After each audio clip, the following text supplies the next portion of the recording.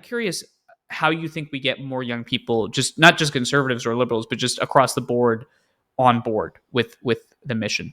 Yeah, I think honestly, a humbling of our generation might be a really good thing.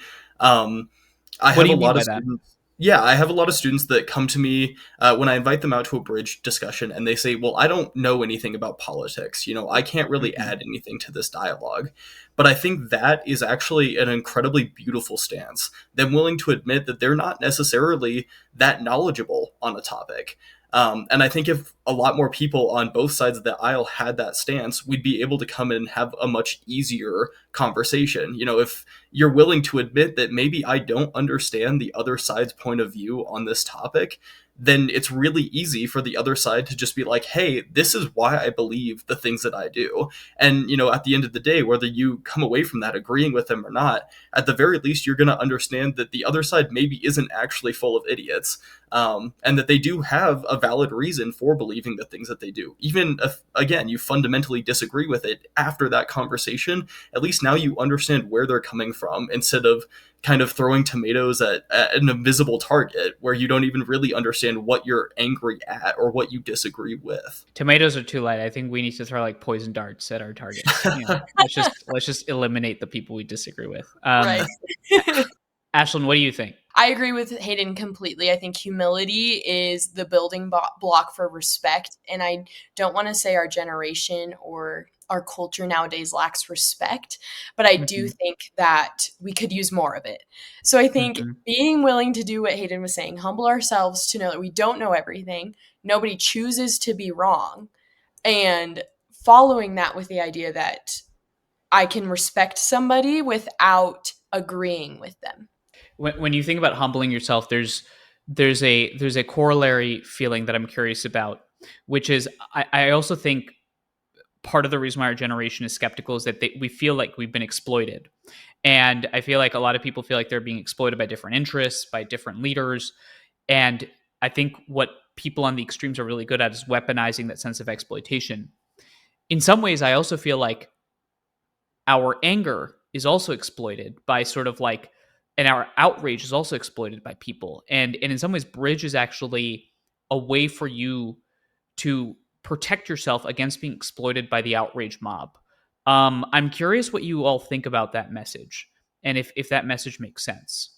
I think this kind of goes back to what I was saying before, but with humility, I personally used to think if I am humbling myself and being not prideful, that makes me vulnerable. And I think a lot of people have that same mindset, and nobody wants to choose to be in a vulnerable position, especially like you were saying, in the chance that you are exploited because of that vulnerability. So I think there's also a stigma attached to humility. It's that you're almost stronger when you are able to humble yourself, take a step back, see where your pride is, and then continue on versus being super aggressive and whatnot. I think that almost makes it so dangerous that we fear the exploiter so much that we start to become the exploiter. So I think, yeah, like kind of desensitizing that to be like, hey, if you say something that makes you sound like you're vulnerable, you're not actually vulnerable. You know what I mean? Or you're not vulnerable in a way that people will prey on you. That vulnerability is actually a strength. Yes, absolutely. I couldn't agree more. Yeah, I definitely agree with that. And I think also to an extent, there's this kind of idea of there people are allying with like the lesser of the exploitative parties. For example, a lot of people that work in the fossil fuel industry recognize full well that the companies could pay them more, that they probably are getting, the short end of the stick on their like budget and everything, but that they're still getting a better deal than they would with the other side.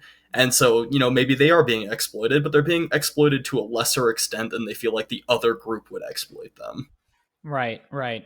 And it's almost like, one of the phrases that we use on the show is the outrage industrial complex. And I feel like our generation hates industrial complexes in general. And I think that like social media essentially the currency is outrage. And the fact is that by being angry, I feel like we're more likely to be exploited for people's profits, especially the influencers out there that understand that the way to sell a message and the way to sell a product or their brand is you say the crazy shit out there. And in some ways, Bridge is almost inoculating you against that. But it's a complicated, message to sell pretty quickly. But I think in some ways what you both are doing is fascinating.